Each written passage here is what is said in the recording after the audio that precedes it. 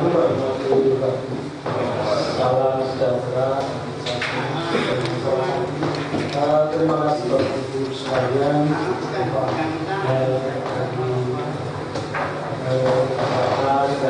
Polda, dari dinas lain, staf yang lain. Terima kasih atas kehadiran pada pagi hari ini. Sesuai dengan kebutuhan kami bahwa pada diri kita akan mengadakan exercise dalam rangka persiapan bagi pada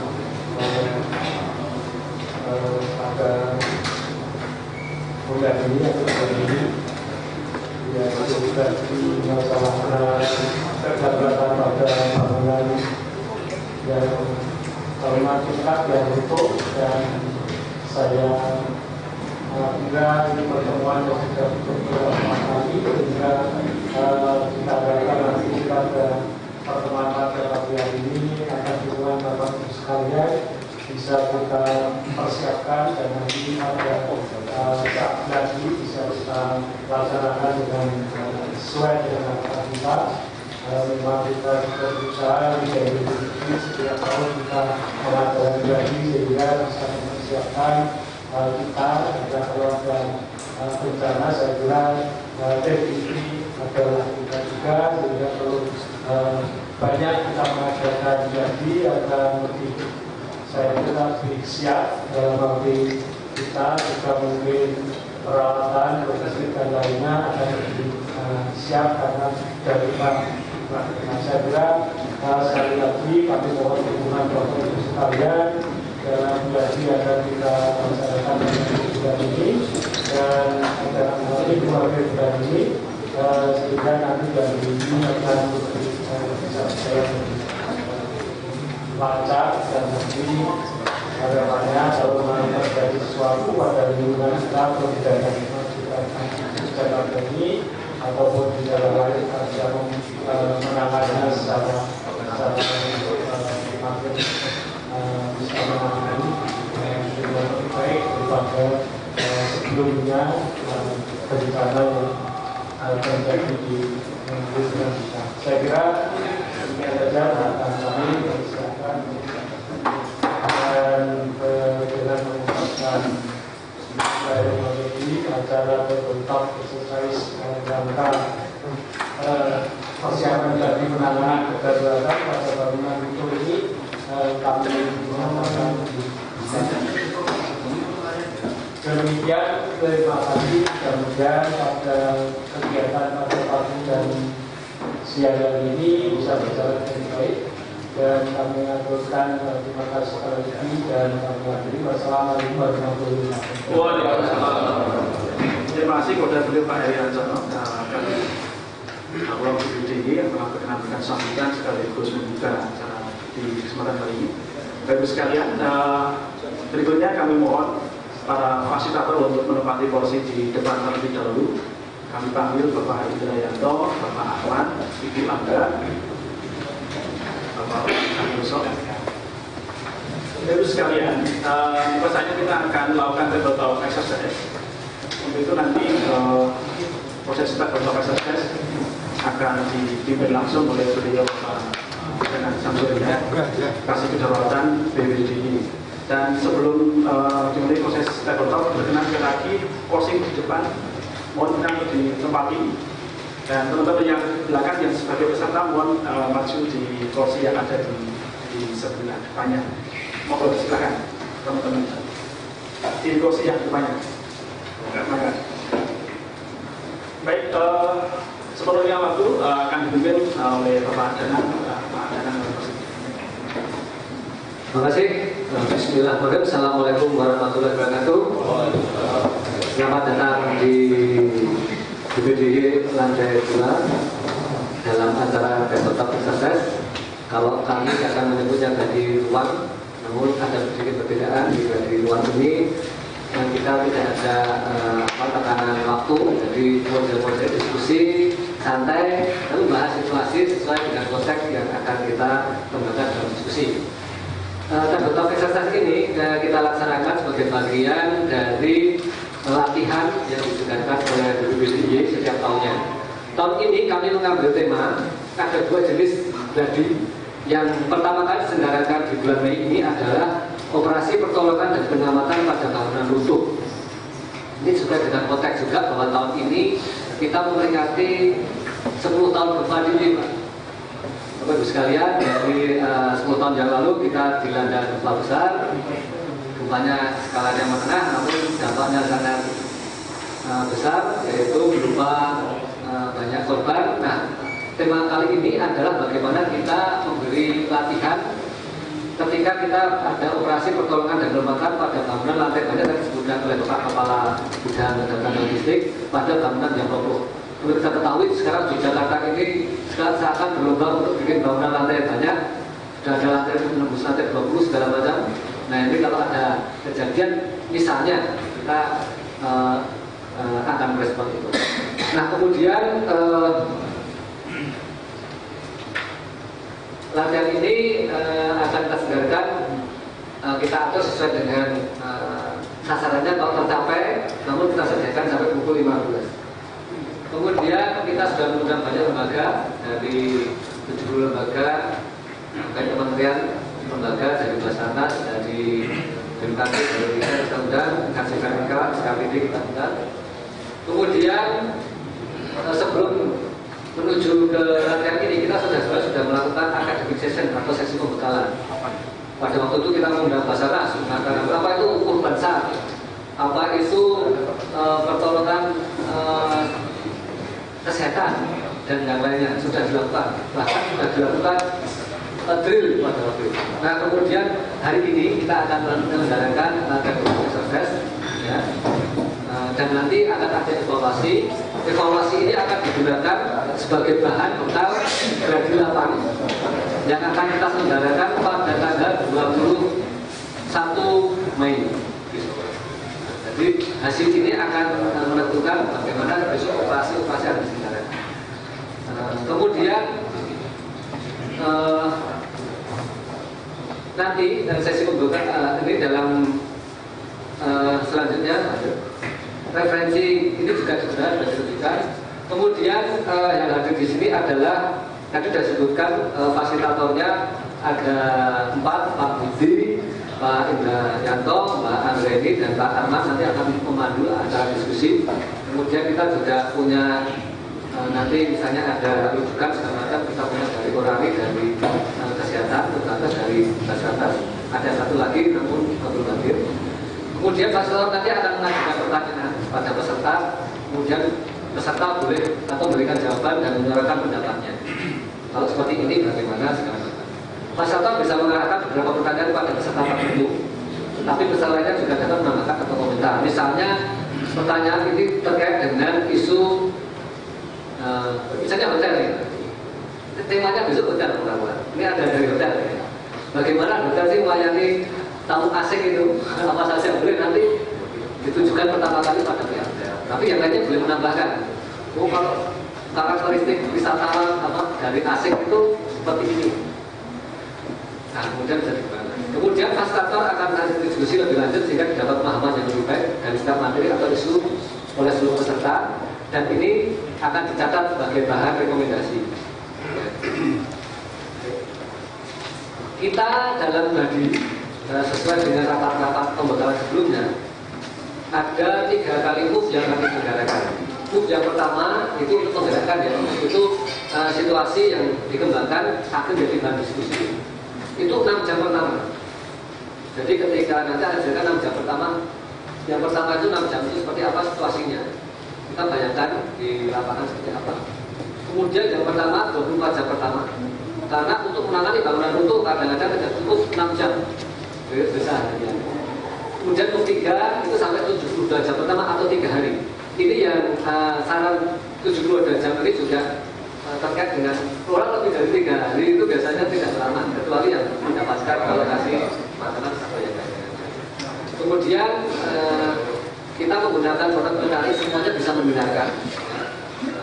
Kemudian ada update skenario sesuai dengan kalau kami saya melihat skenario ternyata nanti terdapat isu yang kemungkinan kita munculkan.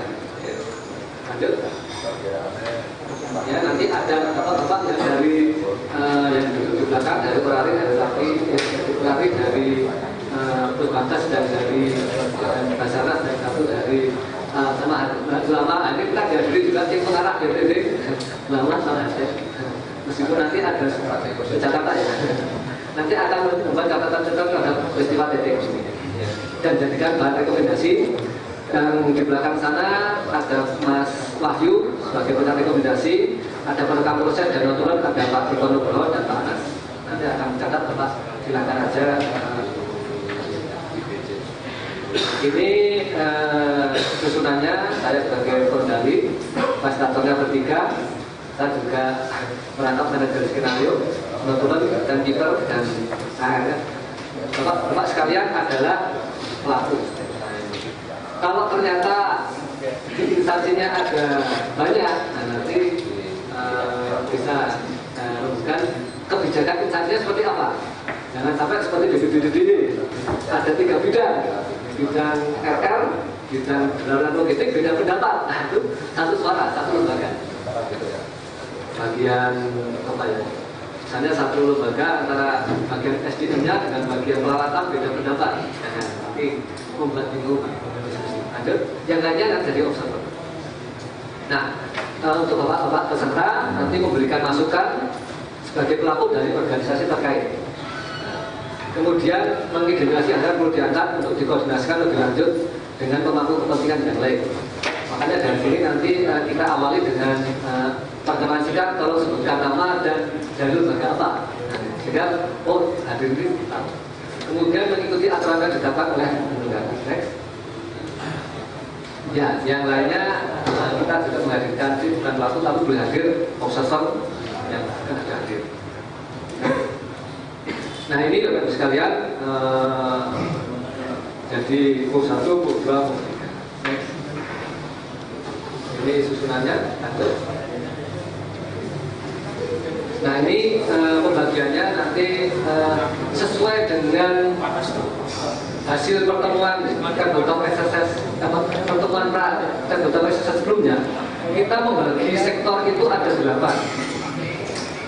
Sektor manajemen posko, manajemen urban search and rescue, manajemen kesehatan, manajemen sektor DVI, sektor komunikasi dan informasi publik, sektor logistik, sektor infrastruktur dan sektor keamanan.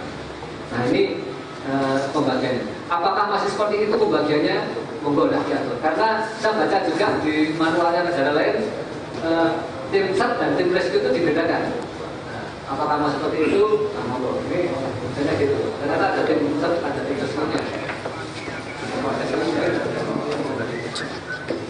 Kemudian next. Nah, Bapak Ibu sekalian, sebelum kita mulai ada baiknya kita kenalan. Namun kenalannya agak singkat. Tolong sebut nama dan panggil dari lembaga mana dengan Bapak. Selamat pagi, nama saya Jumali dari PMI Daerah Istimewa Yogyakarta. Saya Pak Budi dari PMI DIY. Saya Said dari Tagana DIY. Saya Dodi dari Tagana DIY.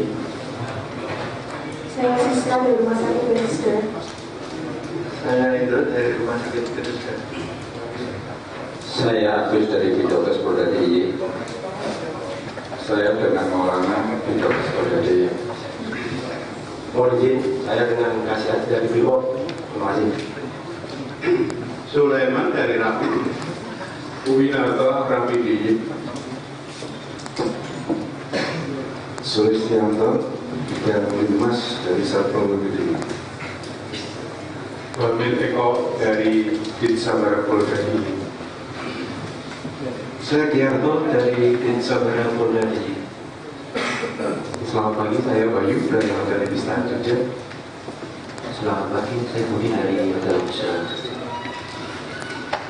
Selamat pagi, saya Asbani dari Basarnas Yogyakarta. Terima kasih. Selamat pagi, saya Nufani Aziz dari Basarnas Yogyakarta. Salam kemanusiaan, saya dari Heru Suroso dari BPBD DIY. Selamat pagi, saya Desmoro dari Basarnas Yogyakarta. Assalamualaikum, saya Adrian Prasetyo dari BPBD DIY. Selamat pagi, saya Heri dari BPDI. Salam Pramuka, saya dari Wadah DI dan Pramuka DI beserta Polari DI. Terima kasih. Salam Pramuka, saya Fuad dari Pramuka DI. Selamat pagi, saya dari Satpol PP Provinsi DI. Nama saya Surano. Selamat pagi, saya Arif dari Forum PRP DI. Selamat pagi, saya Sabto dari perwakilan dari Wajib. Selamat pagi, saya dari TRC BPD di Wahyu dari TRC BPD di. Selamat pagi, saya Bapak dari TRC BPD di. Selamat pagi, saya Agus dari TRC BPD di. Selamat pagi, saya Petrus dari Pusdalo Bantul. Nama Hedi dari TRC BPBD DIY. Saya Sony dari TRC DI. Saya Dwi dari TRC DIY.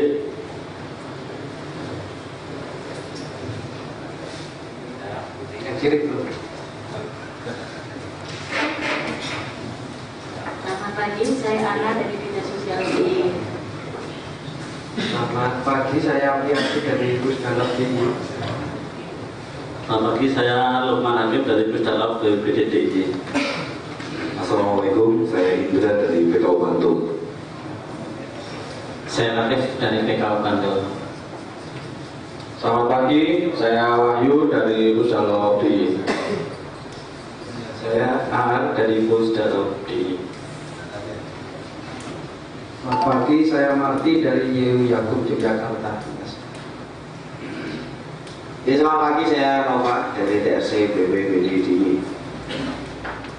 Selamat pagi, saya Juna dari Forum PRP DI. Assalamualaikum, saya Bianca dari RSI Hidayatullah. Selamat pagi, saya Isa dari RSI Hidayatullah. Selamat pagi, saya Andi dari Hidayatullah. Diono Dinas Kesehatan DIY.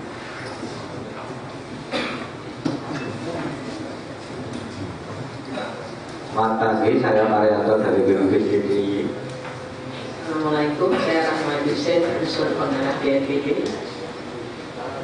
Selamat pagi, saya nama Bapak Mujiono, Editor Fikaratarki dari Polari DIY. Selamat pagi, saya Nyoman dari Puspankes 118 versi DIY.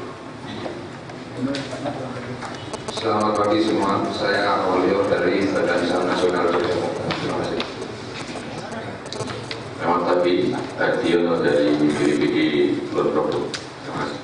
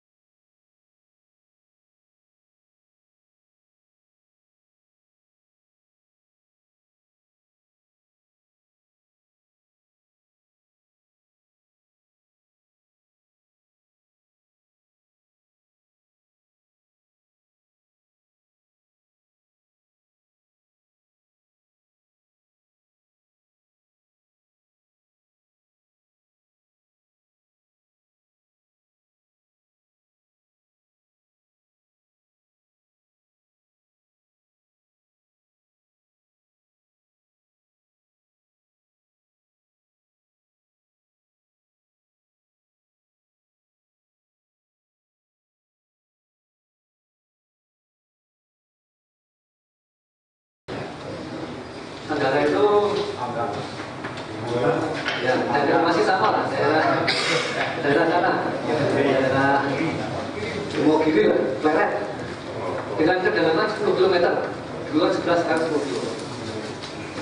Dampak kerusakan yang paling besar dari Kabupaten Bantul, Kota Jogja, dan Kabupaten Sleman. Ilustrasinya seperti ini, ada kepanikan segala macam. Ingat ya, meskipun ada kejadiannya seperti itu, next. Informasi tambahan, layanan komunikasi telepon terputus. Listrik mengalami gangguan serius, bahkan padam. Karena gempanya besar, semua PLN mematikan semua listrik. Di sebagian besar wilayah sehingga cukup menghambat berfungsinya komunikasi warga. Dan terjadi gangguan pada instalasi air bersih. Secara terbatas beberapa provider telepon seluler dapat segera berfungsi meskipun sulit untuk digunakan karena banyaknya permintaan sambungan. Jadi contohnya sekarang ada BTS yang produk itu bisa didirikan di sebelahnya. Genset hidup tapi terbatas ya. Next. Dari data dan laporan awal yang masuk ke dalam BPDY tercatat diperkirakan korban jiwa 2.000 jiwa. Itu radius dan macam nomor. Dari informasi awal 2.000 jiwa saja sudah meninggal. 1.000 jiwa dilaporkan hilang dan 36.300 jiwa luka-luka. Bisa dibayangkan 36.000 jiwa luka-luka itu informasi kasar. Itu larinya kemana? Itu ke rumah sakit kan? Diperkirakan kerusakan rumah mencapai sekitar 10.000 rumah hancur, 160.000 rumah rusak berat dan rusak ringan. Next. Kerusakan berat pada fasilitas umum seperti bandara digital rusak sebagian, terminal Giwangan rusak sebagian, perumahan fasilitas umum pemerintahan, transportasi darat termasuk jalan kereta api dan jembatan rusak berat.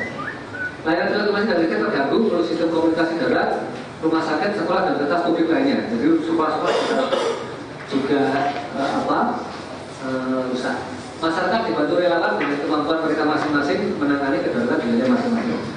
Jadi karena sudah ada program desa tangguh, relawan itu menangani situasi di masing-masing wilayahnya. Jadi masyarakat dan yang lainnya, kepolisian, sektor dan koramil segala macam membantu penanganan masyarakat.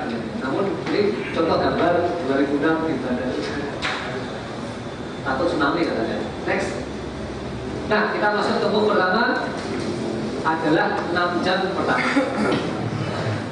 Jadi 6 jam pertama bisa dibayangkan situasinya ya. Sangat besar, kemungkinan pun BPD tanya kepada DIY seperti itu namanya berbarengan. Next. Inilah pesan pertama masuk pada pusdatok PBDY yang menerima informasi melalui radio dari komunitas relawan yang tadi merespon bahwa ada bangunan hotel lantainya 5 memiliki 100 kamar dengan tingkat hunian 80% telah duduk informasinya di lokasi tertentu. Next. Nah ini kami mulai dari pertanyaan pertama saya berikan kepada Mas Sato.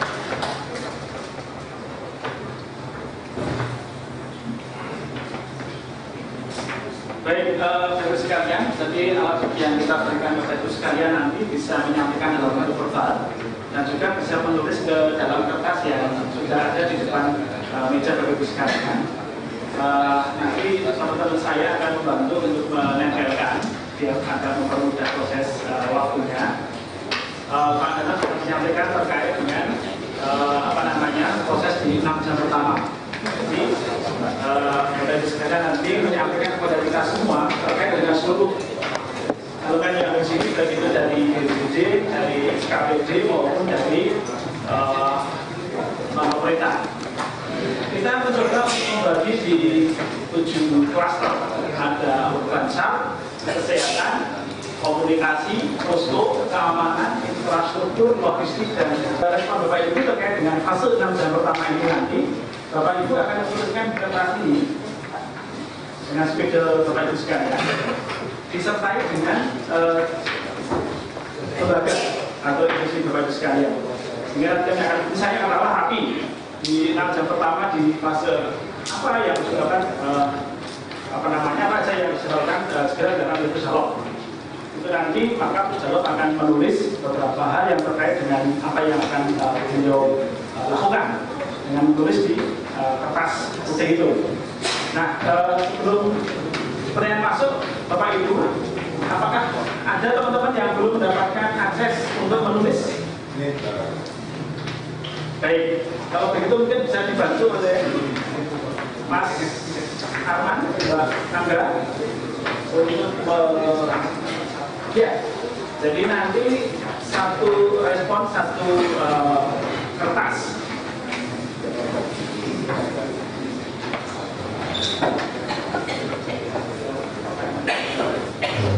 Baik, yang nanti misalnya misalnya PN ini sudah ada 2, nanti mungkin bisa yang nulis saya Mas Jumali saja, mungkin kalau tanda saya cukup 1 saja. Dan kalau misalnya yang lain pun oke, Bapak Ibu, saya ingin nanti juga kami persilakan kalau mau menyampaikan secara verbal terkait dengan respon fase pertama ini.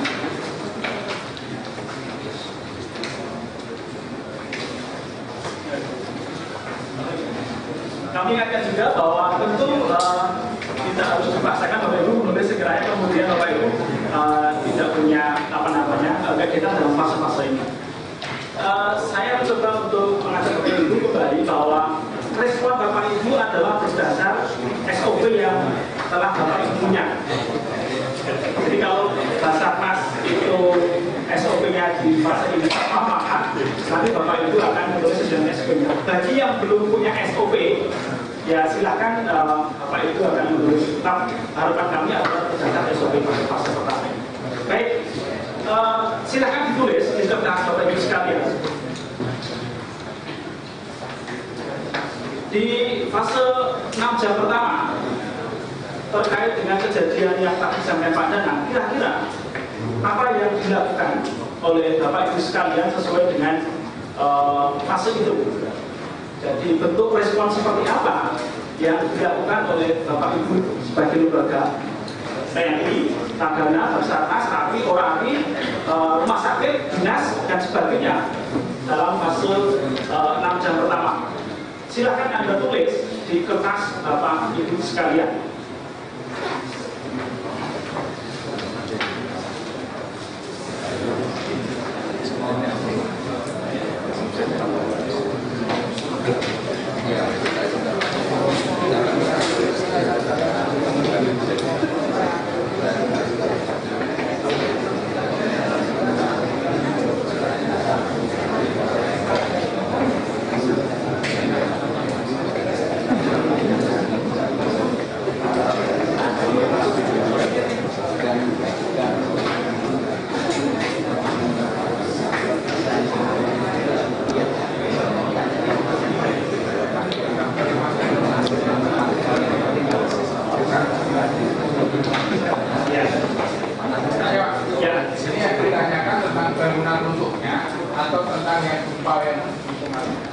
Oh ya, jadi ini kita menghilangkan dulu yang kegiatan yang kemarin ya.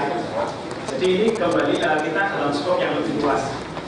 Nah, di pertanyaan ini sebenarnya nanti kita juga berharap bahwa ketika Pusdalom tadi menerima informasi dari masyarakat, ini yang Pusdalom ya.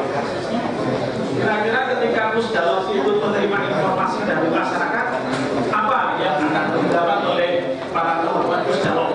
Baik itu DG, Batul, Wanrogo, Kota dan yang lain. Kita khusus teman-teman Pusdalom. Ya. Jadi mungkin yang berarti kan yang diminta adalah bagaimana ya dari unsur yang lain ini memberikan saran apa yang diupayakan oleh BPBD kan? Atau kami mengaktifkan sistem dan kebencanaan unsur kami. Unsur kalian. Unsur kalian. Dari tujuh yang ini terserah mungkin akan berbeda persepsi. Baik, sebentar. Untuk yang unsur dari unsur kemudian yang kembali ke Pusdalom dulu. Jadi kita baca pesan yang pertama. Pusdalom BPBD menerima informasi melalui radio dari suatu komunitas relawan bahwa telah terdapat bangunan hotel lantai 5 yang memiliki 100 kamar dengan tingkat hunian 80% telah rubuh. Ini pesan pertama. Dari pesan ini kemudian akan muncul respon. Nah, responnya adalah Bapak Ibu sekalian, apa yang harus segera dilakukan oleh Pusdalok. Saran ya. Saran. Saran Pusdalok. Ya. Ya. Pakai kertas satu saja, secara cepat karena banyak pertanyaan ternyata di dalam bahasa ini, maka kami berharap Bapak Ibu tulis dengan kapital, dengan huruf kapital yang besar yang bisa terbaca oleh para fasilitator. Ya. Jadi kira-kira ketika mendapatkan pesan tadi, Pusdalok sendiri kami juga akan menulis ya, apa yang harus dilakukan ketika menerima pesan yang pertama tadi itu dengan 80% bangunannya roboh, 100 kamar. Pasti kemudian yang terbayang dalam hidup kita adalah ada sekian penghuni yang terdampak. Nah, Pusdalok melakukan apa? Bapak Ibu sekalian memberikan saran. Kira-kira dari informasi ini apa yang seharusnya dilakukan oleh Pusdalok? 1, 2, 3. Kalau ada yang mau menyampaikan verbal terkait dengan masukan kepada Pusdalok, pada silakan. Mas Arman, Mas Indra, Mas silakan. Yang sudah kita akan dapat. Selamat pagi. Mungkin sekitar saran nama saya Adi dari Basarnas. Yang harus dilakukan dari ini.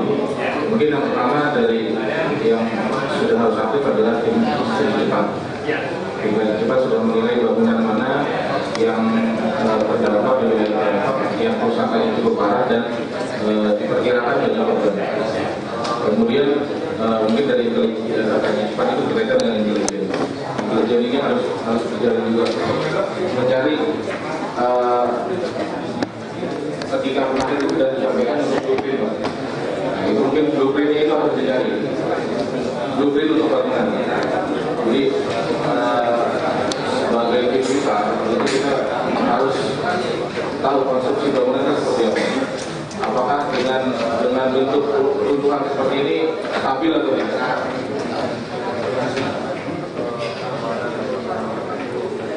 Dari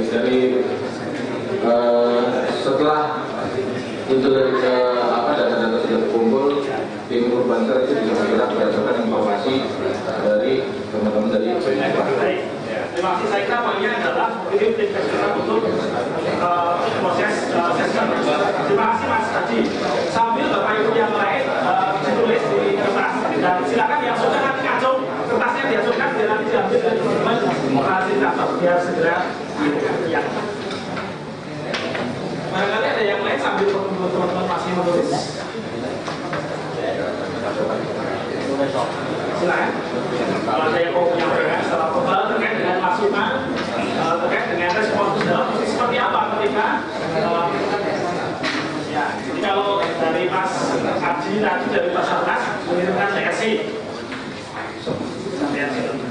Kira-kira, nah, Bapak Ibu sekalian boleh menanggapi terkait dengan misalnya, menurut saya bukan TRC dulu, saya kata apa, monggo saya kira Bapak Ibu diberikan kesempatan.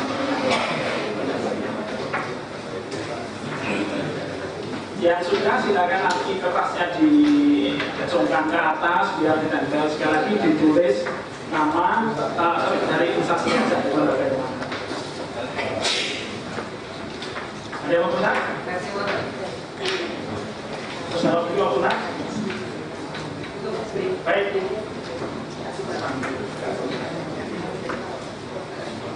Selamat dan nama Wemilekor dari Sabara. Mungkin untuk lebih cepatnya mungkin TRC yang didahulukan dengan mendata-data yang apa saja yang menimpa bangunan itu.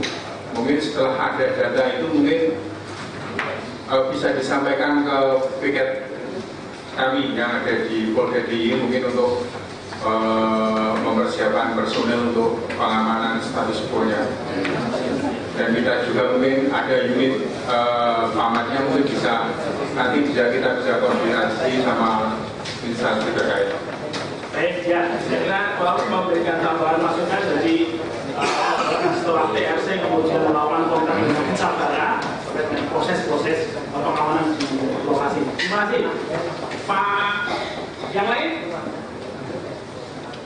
Kalau sudah, kita ada yang belum tulis, silakan Pak.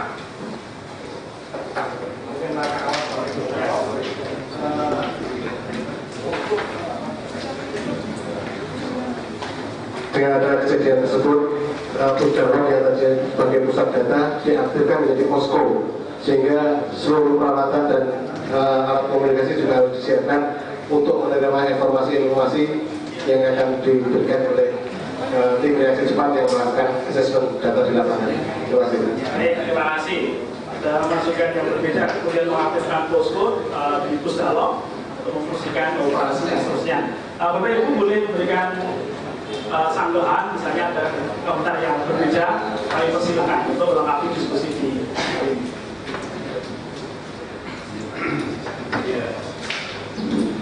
Ya, terima kasih dari Rapi DIY.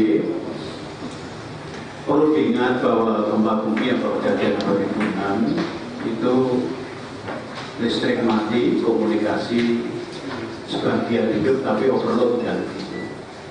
Sehingga salah satu yang bisa diandalkan adalah menggunakan radio frekuensi.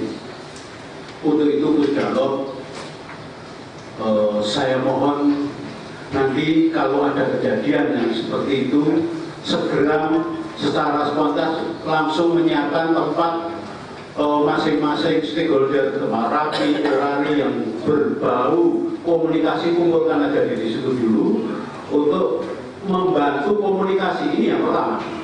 Jadi komunikasi itu yang utama, sudah tidak ada yang lain. Berikutnya kalau sudah ada, karena sudah melalui kalau lancar artinya dengan bila bisa, dengan gambar, kirim gambar bisa. Tapi di situ tidak mungkin akan dilakukan. Jadi dengan hati itu yang utama. Terima kasih. Baik, terima kasih. Masukan terakhir Pak Sulaiman. Pak Sulaiman dari Rapi. Jadi pada fase itu seluruh klaster komunikasi berkumpul di Pusdalog untuk mengaktifkan komunikasi. Baik. Bapak Ibu sekalian, saya kira beberapa masukan terkait dengan apa yang dilakukan oleh Pusdalog sudah kami terima, baik secara lisan maupun tertulis. Kita akan mencoba untuk masuk ke pertanyaan kedua. Kalau 50% rusak, gambaran seperti ini layak kita jadikan ilustrasi. Layak ya. Lanjut. Ya, baik. Masuk ke pertanyaan diskusi yang kedua. Kira-kira Bapak sekalian, apa saja yang harus segera dilakukan oleh tim yang sudah berada di lapangan ketika fase pertama kali? Jadi Bapak Ibu sekalian, kira-kira apa saja yang harus segera dilakukan oleh tim yang sudah berada di lapangan pertama kali? Pertama kali yang harus dilakukan oleh tim yang sudah datang pertama kali. Apa saja? Sesuai Pak. Anda tulis kembali ke kertas menurut kapital yang bisa dibaca disertai dengan dari instansinya dan lembaganya.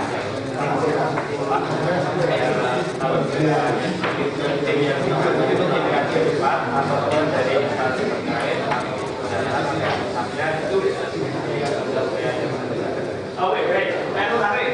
Jadi siapa sih yang disebut sebagai tim pertama? Tim pertama.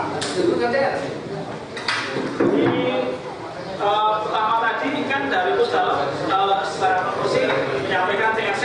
Ya, mengirimkan TRC. Maka kira-kira tim pertama yang kita sebut sebagai TRC itu, maka kira-kira apa yang harus dilakukan? TRC. Bapak Ibu sekalian tulis. Kertas putih yang betul misalnya bisa dibaca ya. Jadi tim pertama yang kita sebut sebagai TRC datang di lokasi ya, itu mesti melakukan apa saja. TRC-nya TRC mana? Mohon maaf, kalau kepolisian ada TRC nggak? ORC ya? Unit reaksi Pak. Tapi bukan bentuk gini ya kalau yang ORC ya? Kalau ORC fungsinya? Kalau masalah kesenjangan semangat. Mamat. Tim sepak juga. Ya, bisa disampaikan. Jadi kalau mamat itu fungsinya apa?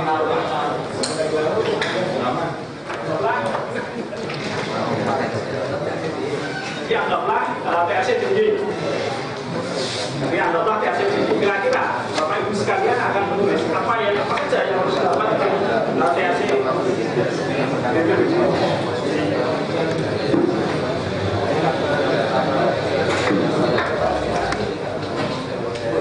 ya, ini umum ada padanya THC. Kira-kira kalau melakukan kasus cepat, Bapak Mas Kris dalam konteks kasus yang cepat.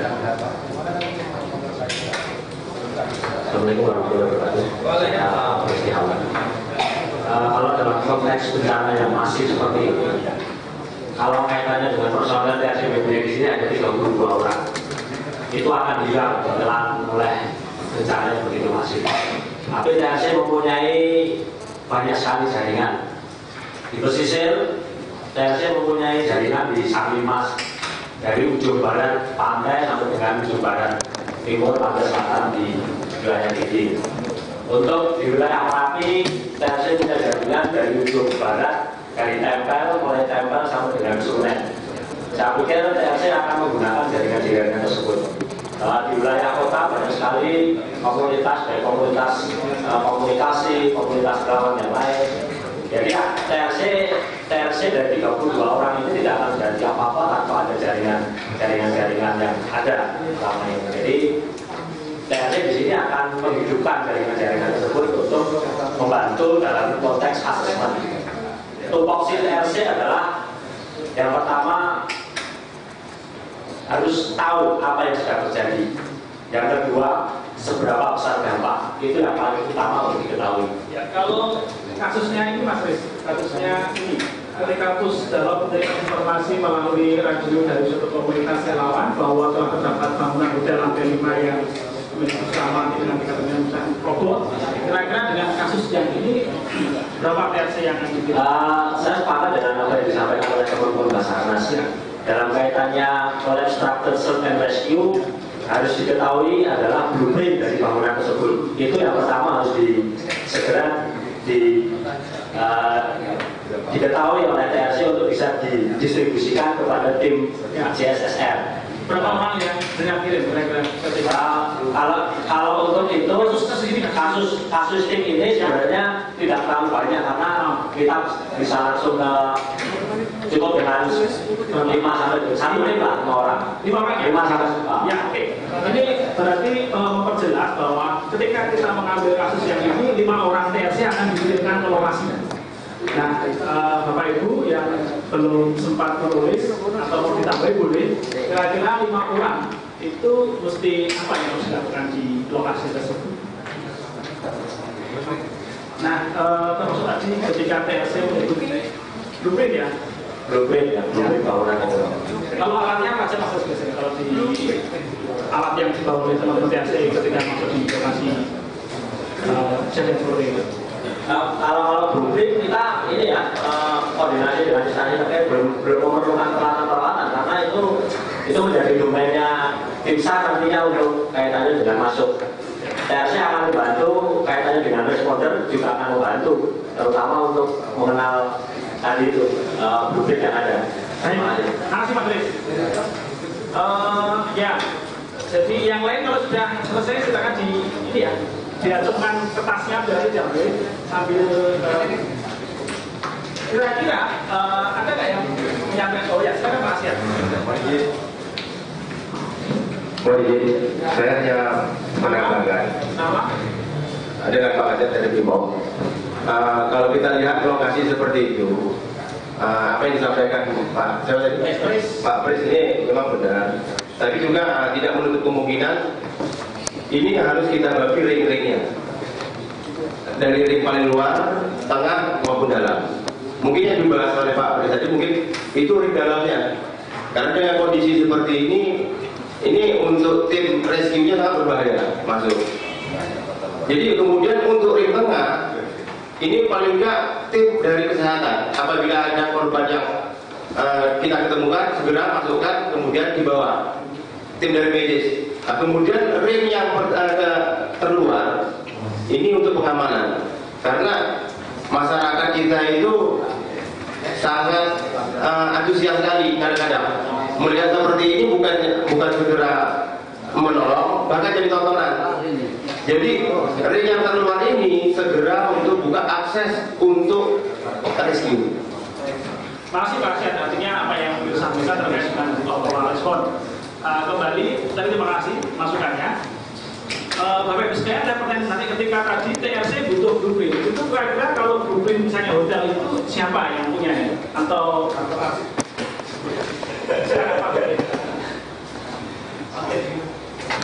Kayaknya saya putar kan? Dari hotel? Ya. Dari hotel? Saya kira ketika TRC nanti kemudian untuk blueprint siapa yang manajer hotel atau staf khusus atau siapa yang memiliki manajer hotelnya kata dari Kota sambil yang lain kalau sudah diajukan kertasnya tidak. Baik Pak Andi, karena untuk blueprint kami simpan di ruang strategi pimpinan. Itu yang tapi kita punya kopinya di bagian dari sini. Di dalam gedung Pak, mohon maaf, blueprintnya itu di dalam gedung, di dalam hotelnya itu. Iya Pak, blueprint juga. Anggaplah, mohon maaf ya, ini tidak mengganggu. Anggaplah hotel Bapak seperti ini Pak. Anggaplah, kira-kira mengambil blueprintnya, bagaimana dengan SOP? Misalnya, apa ada dalam bentuk soft copy misalnya, soft copy yang kami punya CD-nya, tetapi blueprintnya tetap. Mungkin ada saran kalau tidak disimpan di gedung gimana? Ya, di bagian luar gitu. Maksud saya atau di bagian mana? Atau ini kan banyak stakeholder yang lain. Kejadian ternyata blueprint itu sangat dibutuhkan untuk seperti ini. Kalau itu di dalam kan percuma juga gitu. Kita ngambil aja kesulitan. Jadi mohon maaf, nanti seperti apa bagusnya blueprint itu diletakkan di bagian mana, atau di depan hotel, atau dititipkan ke instansi yang lebih murah mana, monggo. Ini kan banyak orang ini, nanti bisa didiskusikan. Baik, namanya siapa Pak? Diono dari Dinas. Ya, dari Dinas. Baik, saya kira jadi menarik ketika kemudian ada blueprint ya maksudnya utama ya, blueprint itu ya. Ya, blueprint utama. Kalau dinas terkait biasanya dinas perizinan. Baik, saya kira apakah ada dinas perizinan di sini? Kalau tidak diwakili oleh stafnya Mas Pres, saya kira mungkin dinas perizinan punya arsip yang terkait dengan itu. Baik, saya kira untuk fase yang kedua, pertanyaan yang kedua kita anggap selesai. Kalau masih ada pas yang belum terselesaikan, silakan nanti diajukan biar diambil dengan proses. Baik, bagus sekalian. Masih dengan kasus tadi itu,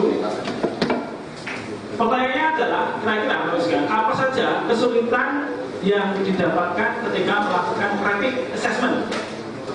Tadi yang melakukan rapid assessment adalah TRC. Jadi kira-kira menurut Bapak Ibu sekalian, kesulitan apa saja yang didapatkan oleh 5 orang TRC yang dikirim oleh tulis tadi itu ketika melakukan rapid assessment bangunan yang seperti ini. Tadi kita harus sepakati anggaplah kondisi visualnya seperti ini. Silakan ditulis kembali, Bapak Ibu di kertas. Bisa saling diskusi. Kita masa hotel kan bisa diskusi ya. Kira-kira dengan kondisi seperti ini, kesulitan apa saja yang didapatkan oleh tim orang yang ditugasi melakukan kasih cepat tadi. Kasih cepat dari pertama untuk melakukan assessment.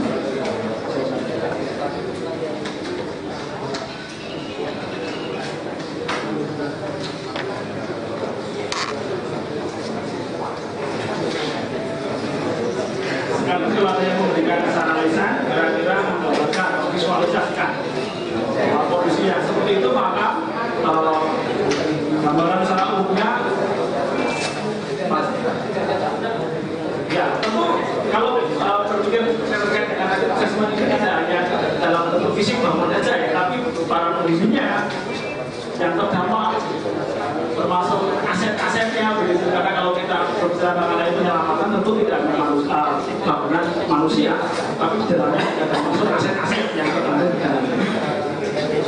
Nah, menarik ketika kemudian pertanyaannya adalah kesulitannya apa saja. Karena kalau berbicara aset tentu banyak. Bagaimana mengetahui aset itu sendiri misalnya? Apa saja yang boleh. Ya udah. Tetap informasinya kemana?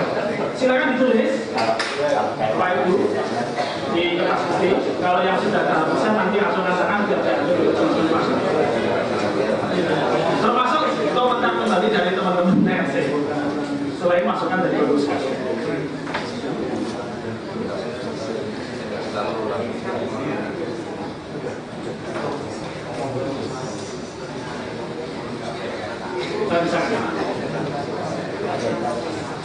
Lalu tak sampai Mas, selain blueprint tadi, jumlah penghuni,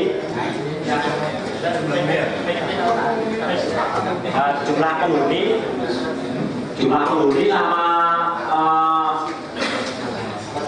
infrastruktur. Jadi tambahan di jumlah penghuni yang perlu segera diketahui juga. Ya, jadi ada tambahan dari Pak Ahmad. Ya, silakan. Terima kasih. Sebagai tambahan, jadi biasanya kalau ada gempa gedung berlantai 5 itu lantai yang paling aman itu yang di atas. Kalau bangunannya dari brick atau batu bata. Jadi yang diusahakan yang pertama itu lantai 3 5 ke atas. Jadi pertama yang perlu diperhatikan itu informasi jumlah yang tinggal di sana. Dan ini yang susah karena kadang-kadang di dalam gitu ya. Jadi cuma didasarkan, diasumsikan dari jumlah kamar. Dan jumlah kamar dan blueprint itu biasanya kalau mau IMB itu harus disertakan. Jadi itu menjadi catatan awal. Kemudian yang kedua itu adalah di samping data jumlah itu juga kemampuan rumah sakit terdekat. Jadi rumah sakit terdekat itu akan menjadi kalau misalnya hotelnya pas Jogja liburan penuh gitu kan, jadi ada 100-an kamar, itu rumah sakit terdekat belum tentu menjadi rujukan karena mungkin rumah sakitnya penuh. Jadi untuk bisa melakukan triase itu harus mengetahui data di rumah sakitnya. Jadi komunikasi menjadi sangat penting.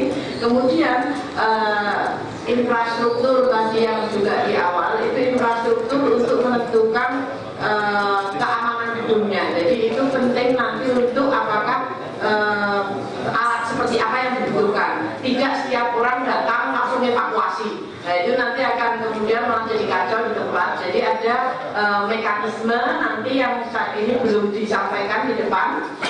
Mekanisme kemudian juga prosedur. Nah ini tidak ada karena biasanya langsung langkah yang pertama dilakukan evakuasi, tapi evakuasinya seperti apa dan bagaimana dan siapa ini yang kunci di dalam kecepatan dan ketepatan di dalam melakukan koordinasi. Baik, terima kasih Bu Lawan. Baik, saya ambil teman-teman kalau suka boleh. Baik, jadi sekali lagi saya kira ada satu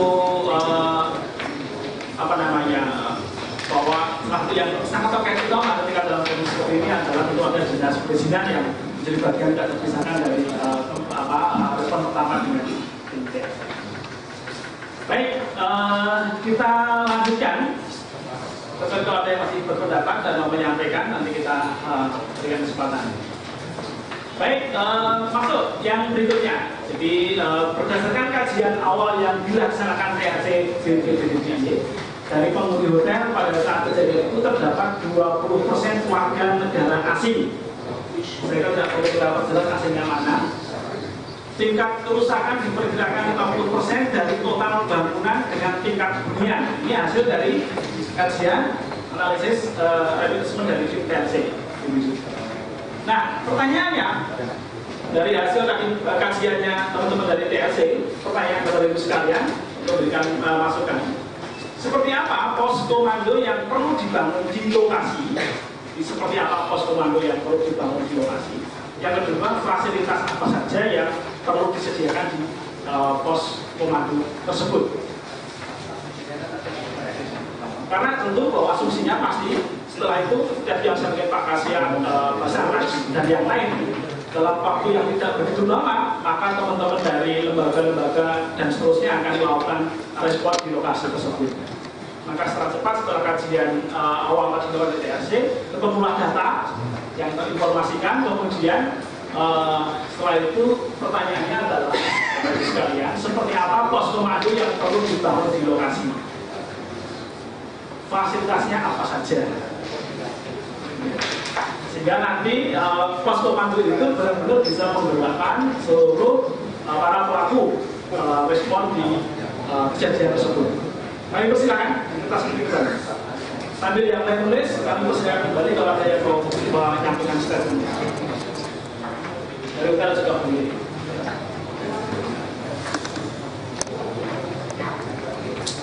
Sekali lagi mohon untuk ditulis dari instansinya atau lembaganya atau SKPD-nya di Surabaya.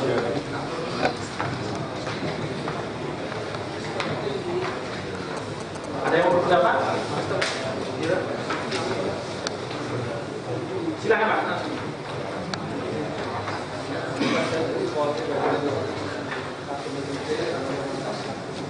Ya, terima kasih. Mungkin ini kedua kalinya dari hasil kaji cepat yang diperoleh oleh TRC tadi, itu pertama kali mestinya kita merumuskan dulu, kita menyiapkan draft surat pernyataan darurat dulu, karena bencananya tingkatnya nampaknya provinsi, ya paling tidak ada pernyataan darurat dulu dari gubernur, kemudian sekaligus menunjuk, menyiapkan draft menunjukkan siapa yang menjadi komandan tanggap daruratnya, baru kita kemudian menyusun struktur komandan tanggap darurat. Kemudian juga sekaligus nanti kalau komandan sudah ditunjuk oleh Pak Gubernur, seorang komandan tanggap darurat mestinya harus segera mengaktifkan rencana kontingensi atau rencana operasi yang sudah ada.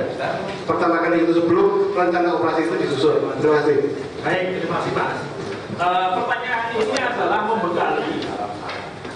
membekali tadi dasar pada penunjukan tadi itu, kemudian kita ambil masukan kira-kira yang perlu dibangun di pos komandonya adalah tadi sudah diberikan di awal mekanismenya, alurnya, kemudian ketika sudah beliau mendapatkan SK dan seterusnya, maka Bapak Ibu bisa berikan masukan terkait dengan seperti apa dan fasilitas di komando. Baik, kita menanti ya. Apakah di fase 6 jam pertama SK sudah bisa muncul? Belum. Kira-kira. Jadi kalau kita berhitung waktu 6 jam pertama, kira-kira proses komunikasi dengan ya, dan saya kira kondisi di luar kira-kira mungkin nggak? Kalau itu mungkin saya kira ya sama aja. Kalau yang draft mungkin draft ya. Draft itu garansi siapa kontraknya sudah ada semua. Setelah cepat ya. Ini saya kira draft itu nanti mungkin proses ketetapannya sambil dibangun oleh teman-teman yang sudah di lokasi. Karena kalau fase pertama tentu untuk koordinir komando yang terjadi butuh kesempatan. Silakan yang sudah diacungkan. Nah, nanti akan diambil ke fasilitas. Sekali lagi, fasilitasnya apa saja? Ini masih kembali di fase 6 jam pertama. Ketika TRC sudah dapat data, disampaikan di publis, kemudian para teman-teman hadir di sana, dari sekian unsur ini. Maka model komando seperti apa? Sambil menunggu proses tadi serangan. Cukup? Ya, cukup. Ada yang belum terpasang? Baik. Nah, ini menjawab tadi walaupun sudah mulai dibuka. Jadi kira-kira dengan kondisi yang seperti tadi kasusnya di awalnya, siapa komandan yang seharusnya memimpin operasi? Ditulis. Siapa komandan?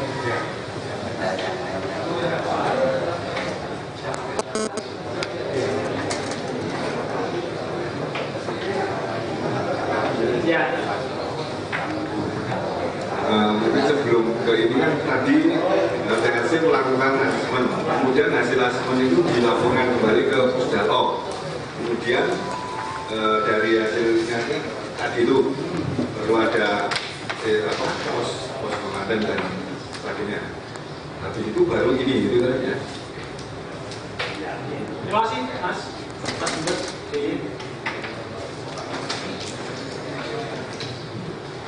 Nah, situasinya saya gambarkan tadi. Jadi tadi gempa 7,3 tadi kan di luar itu juga tapi ini ada satu bangunan yang memang butuh perhatian khusus, ya.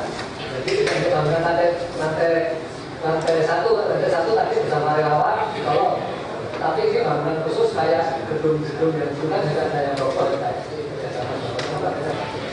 itu harus ada penanganan khusus. Dan ini harus ketika tadi sudah dikabarkan TRC menyampaikan isunya, kemudian ada permintaan poskonya, termasuk TRC ketika Dakar juga menyediakan lokasi poskonya mau di mana, fasilitasnya apa tadi.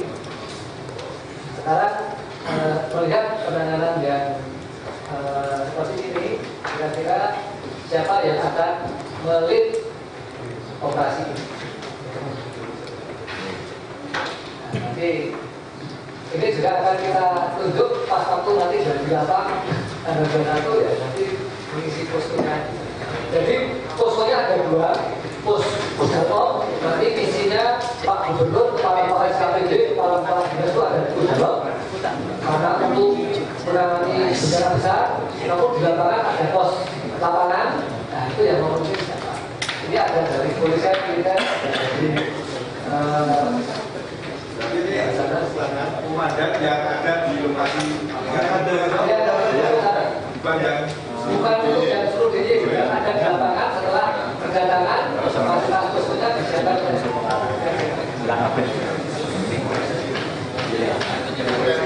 Ya silakan. Sambil yang sudah menulis.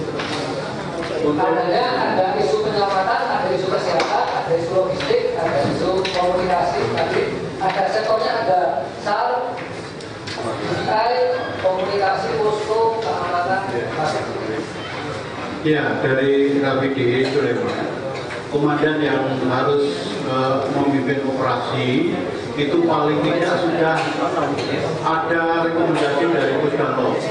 Bisa ditunjuk dari Pusdalop atau sebaliknya usulan dari lokasi hotel tersebut mengusulkan dengan tertulis atau apa ke Pusdalop jelas. Jadi yang jelas komandan tersebut jelas keberadaan, jangan sampai disalahgunakan karena hal itu pernah terjadi di 2006. Terima kasih. Ini mungkin kita masukan dari Trisutun apa Pak Luyo, kira-kira untuk seperti ini yang memimpin operasi 72 jam operasi penyelamatan yang masalah tadi yang pertama perlu dibangun dua pos di lokasi itu, bukan pos induk yang dimiliki oleh BPD ya, BNPB atau BPD. Yang di lokasi kejadian itu fungsinya adalah antara lain untuk menginventarisir, karena dalam musibah seperti ini tidak setiap orang bisa melakukan, karena perlu kualifikasi dan standar pertolongan tertentu. Jadi jangan sampai malah yang nolong ini akan celaka, karena di situ kemungkinan gedung itu akan runtuh, ya, akan itu bisa saja terjadi, termasuk kaitannya dengan keselamatan bagi yang ditolong, yang mungkin yang masih hidup, karena kita menolongnya salah dengan alat-alat yang berat bisa sehingga gedung itu malah tambah runtuh. Atau bagi si penolong itu sendiri ini cukup berbahaya, makanya perlu dipersiapkan peralatan untuk dalam situasi seperti ini, misalnya salah satunya ya peralatan ekstrikasi, mungkin ada peralatan yang lain, karena metode pertolongan dalam kasus seperti ini memang sangat spesifik ya. Kemudian itu pendapat saya. Kemudian untuk tadi ada pertanyaan siapa yang harus memimpin ya atau menjadi komandan dalam operasi tersebut. Ini kita mengacu pada Undang-Undang Nomor 29 Tahun 2014 ya. Di sini Basarnas menjadi leading sektor dalam hal pencarian dan pertolongan. Nah, di situ kalau kita lihat di situ, jadi kita tidak bukan berarti saya dari Basarnas saya menyampaikan seperti itu, tapi kalau kita lihat dari undang-undangnya, ini leading sektor dalam bidang pencarian dan pertolongan itu memang Basarnas itu sendiri. Nah, kemudian kita akan melaporkan pada IC atau Insiden Commander yang di situ adalah BNPB atau BPD, tingkat gubernur maupun tingkat nasional. Mungkin seperti itu, Mas. Terima kasih. Jadi untuk operasi perjalanan pada bangunan itu di hotel tersebut Menurut Bapak kira-kira atau bagaimana usulannya? Atau pendapat yang lain? Atau pendapat ya kalau masif ya sulit. Enggak Pak, ini untuk yang di khusus lokasi Pak. Ya Basarnas sendiri kalau masif kan nggak mungkin bisa dibagi di masing-masing itu, di masing-masing gedung. Terima kasih. Sebetulnya karena ini masih dalam 6 jam pertama, mestinya saya teringat ketika dari kita diundang dari kepolisian untuk ikut kursus standar sistem standar manajemen keadaan darurat. Itu adalah untuk 6 jam pertama ini, itu adalah orang yang paling senior yang menjadi komandan di lapangan. Karena mesti orang akan masing-masing sibuk di daerahnya masing-masing dalam situasi chaos untuk 6 jam pertama. Jadi kalau dulu kenapa itu Polsek itu dilibatkan di dalam pelatihan sistem standar manajemen keadaan darurat itu agar di masing-masing lapangan kalau ada kejadian darurat itu akan menjadi komando pengendalian lapangan istilahnya pada waktu itu. Jadi itu akan yang akan menjadi komando pengendalian lapangan adalah orang yang paling senior dulu, baru nanti kalau memang ada yang lebih senior lagi akan secara periodis akan berganti karena operasi ini akan berlangsung cukup lama. Terima kasih.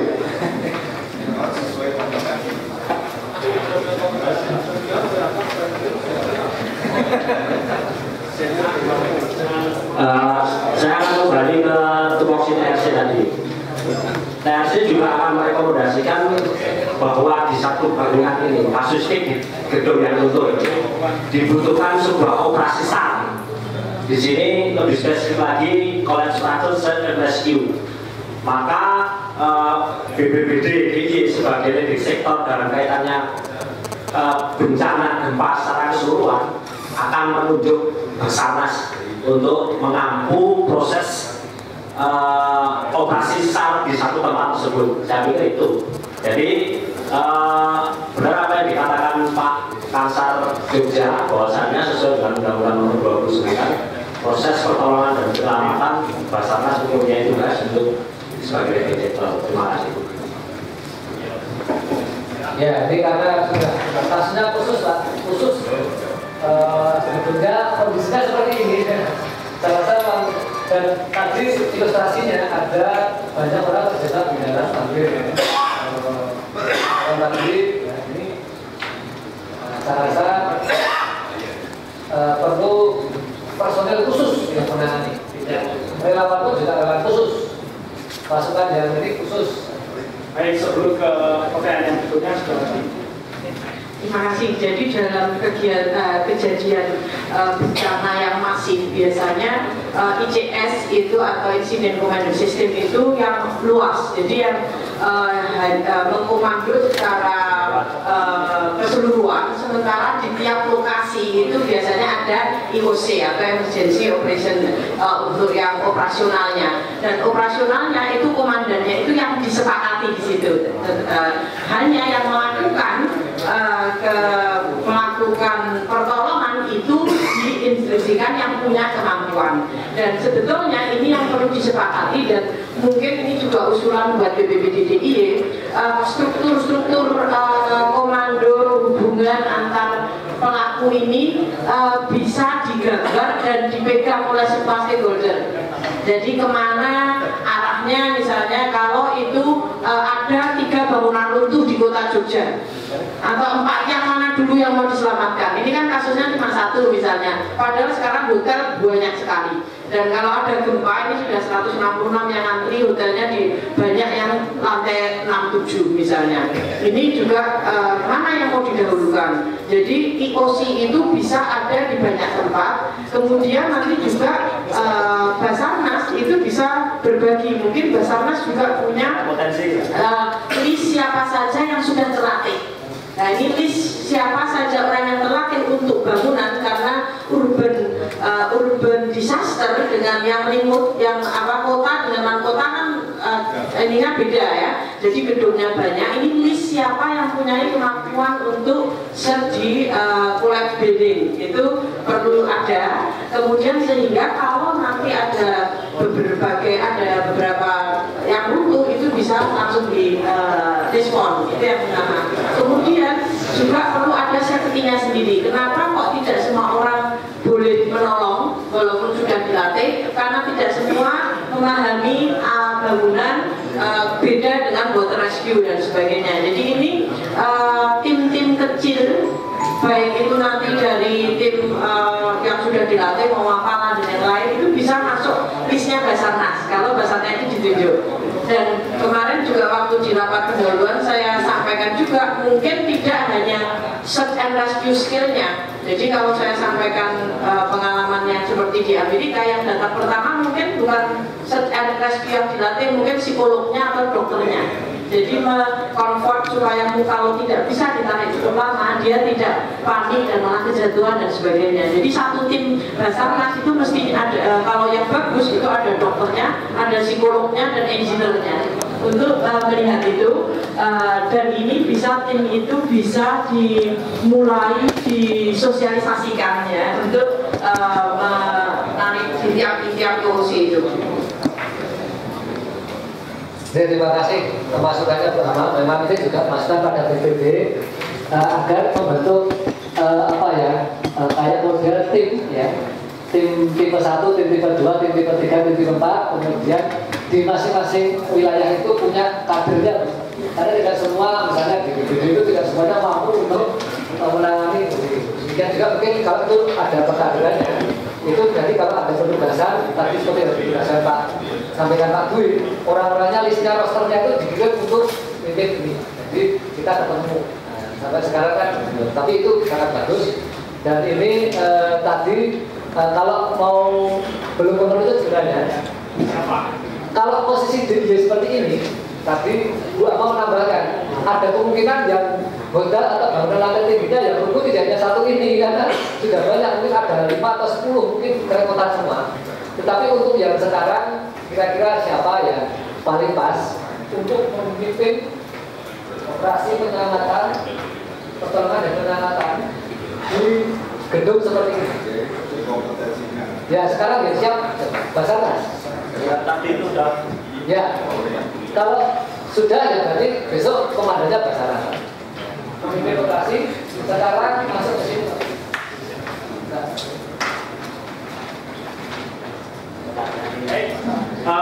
Pertanyaan yang berikutnya, ini pertanyaan untuk diskusi sesi ini yang terakhir selanjutnya kita diskusi. Bagus sekalian, setelah tadi banyak masukan dari bagus sekalian terkait dengan siapa komandonya, dan ada kalimat di akhir tadi yang menyatakan bahwa puncak masalah menjadi komando. Bagaimana struktur organisasi komando operasi berkenan gambarkan dalam bentuk bagian.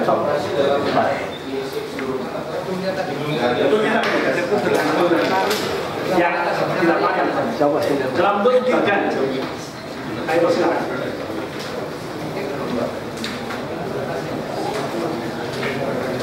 Tentu nanti kalau teruskan masalah dan nanti tapi paling nggak Bapak Ibu sekalian punya masukan. Baik, terima kasih kepada Ibu Bapak Hussein.